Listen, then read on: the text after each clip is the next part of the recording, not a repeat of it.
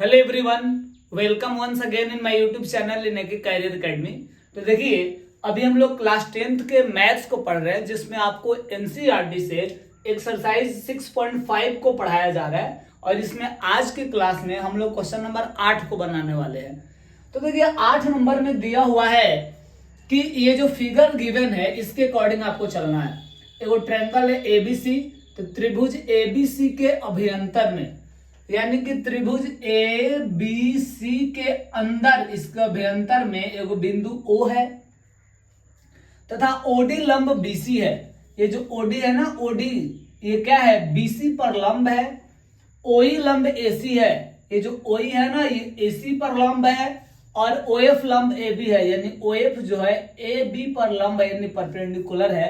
यानी कि तीनों यहाँ 90 डिग्री का एंगल बना रहा है। तो हमें ये दोनों चीजें प्रूफ करना है, ठीक है। तो आइए हम पहला एक नंबर को हम पहले साबित करके दिखाते हैं। तो एक नंबर में कह रहा है कि ओ ए ओ बी ओ सी कहां पे है, ओ ए। तो पहले तो आपको ओ से ए को मिलाना पड़ेगा, ओ ए। फिर ओ बी, तो ओ से बी को भी मिलाना पड़ेगा। फिर ओ सी, तो ओ से सी को भी मिलाना पड़ेगा। अब देखिए क्या हो जाएगा, यहां पर आपको क्या करना है कि छोटा वाला ट्रायंगल में देखना है, इस छोटे वाला ट्रायंगल में। तो इस ट्रायंगल में 90 डिग्री के सामने वाला ये जो एओ है, एओ, अच्छा है ओ ए, इसको पढ़ेंगे तो ओ ए क्या है, कर्ण है, बिकॉज 90 डिग्री के सामने वाला कर्ण होता है।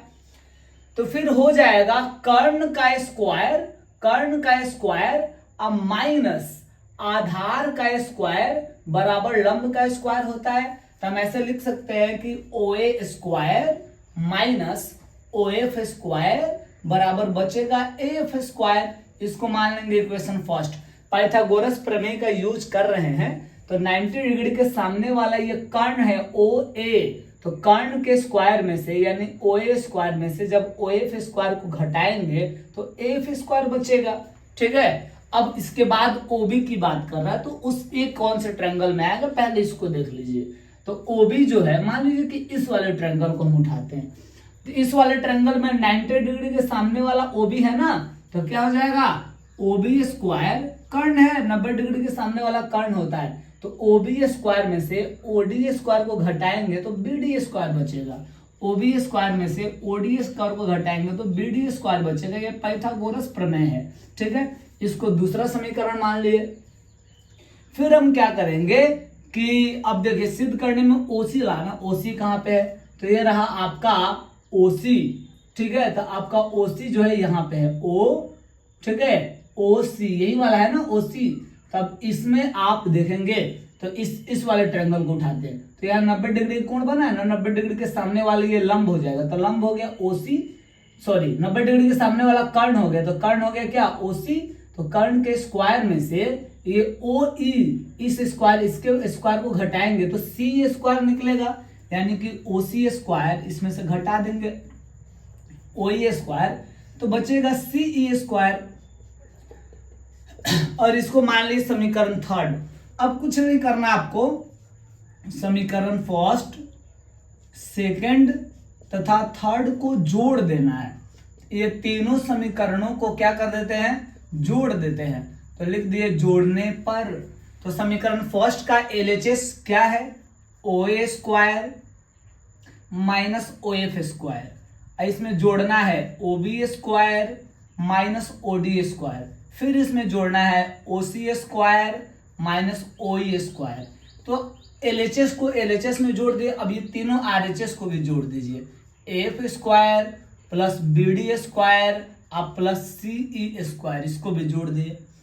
प्लस वाले को एक पास रखिए, O A square plus O B square plus O C square. ये प्लस वाले को एक पास रखे, माइनस वाले को एक पास रखे, तो minus O D square minus O E square और minus O F square is equal to क्या आ गया, तो इज इक्वल टू आ गया F square plus B D square plus C E square, ये है ना। और यही हमें एक नंबर में प्रूफ करना था।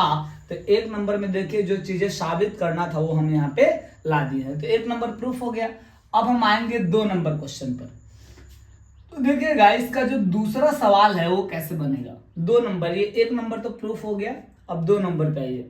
तो 2 नंबर में आपको क्या लाना है, एफ बी डी सी ई, तो यहीं पे ला दिए थे, हमको ये वाला चीज लाना है, ए सी डी और बी एफ। तो कहां पे ए कहां पर है, तो आप देखेंगे ध्यान से, ए ये वाला रहा ए है ना, तो इस वाले ट्रायंगल पे देखेंगे ए आपको दिखाई देगा।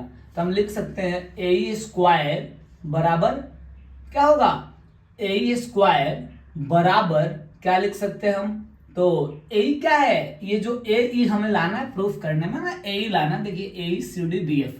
तो ए कैसे आएगा, तो ए जो है आप इसको आधार या लंब मान ले, तो इसका स्क्वायर निकालना है ना, तो कर्ण के स्क्वायर में से इस भुजा के स्क्वायर को घटाना पड़ेगा, तो ओ ए स्क्वायर में से ओ ए स्क्वायर घटाना पड़ेगा, ओ A square minus O A square. ठीक है, इसको मान लेंगे समीकरण फर्स्ट।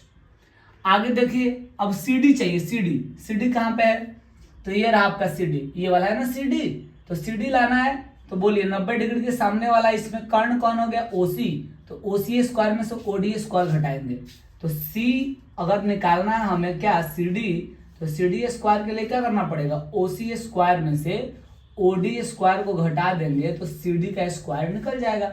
फिर लाना में बी एफ स्क्वायर, तो यहाँ पे है देखिए बी एफ है ना यहाँ, तो यहाँ 90 डिग्री कोण बना, इसके सामने वाले ये कर्ण हो गया ओबी, तो ओबी स्क्वायर माने अगर हमें बी एफ स्क्वायर निकालना है तो इसके लिए क्या करना पड़ेगा कि ओबी स्क्वायर में से ओ एफ स्क्वायर को घटाना पड़ेगा, O B square minus O F square, इसको मान लेंगे समीकरण थर्ड। ठीक है, अब आगे चले तो यहां पे लिख देते हैं समीकरण फर्स्ट, सेकंड तथा थर्ड को जोड़ने पर, ये तीनों समीकरणों को हम यहां भी जोड़ देते हैं और जोड़ने पर देखिए क्या प्राप्त होगा।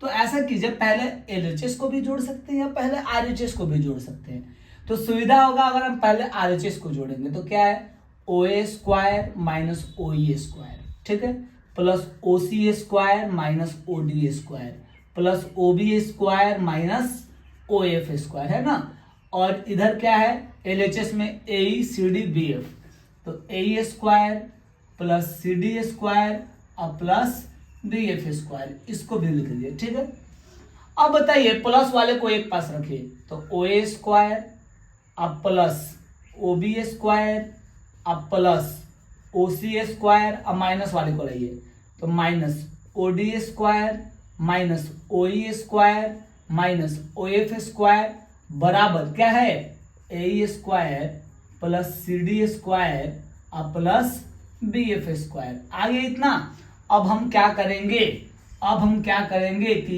ये जो चीज आया है इसको मान लेंगे समीकरण सेकंड।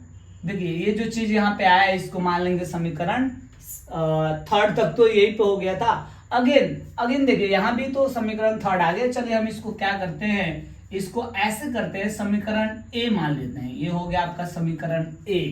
ठीक है, और इधर भी एक चीज हम प्रूफ किए थे, ये वाला देखिए, ये वाला प्रूफ किया है ना, जो साबित किए हैं, इसको मान लेते हैं इक्वेशन बी। ठीक है, तो यहां लिख देते हैं समीकरण ए तथा बी से, ये दोनों समीकरणों को जब आप देखेंगे तो आपको एक चीज दिखाई देगा कि समीकरण ए में जो आपको एलएचएस दिख रहा है, समीकरण बी में जो आपको एलएचएस दिख रहा है, एक बराबर है ना, इसका एलएचएस और इसका एलएचएस बराबर है, तो दोनों का आरएचएस भी क्या हो जाएगा, बराबर हो जाएगा। तो देखिए इसका एलएचएस आरएचएस बराबर, दोनों का आरएचएस बराबर हो जाएगा, तो इसका आरएचएस है F square plus B D square plus C F square, और इसका आरएचएस है A square plus C D square plus B F square. तो इस प्रकार ये हमें दोनों बराबर करना था, तो ये प्रूफ हो गया। तो पहला और दूसरा इसमें जो सवाल था उसको हम लोग साबित कर लिए।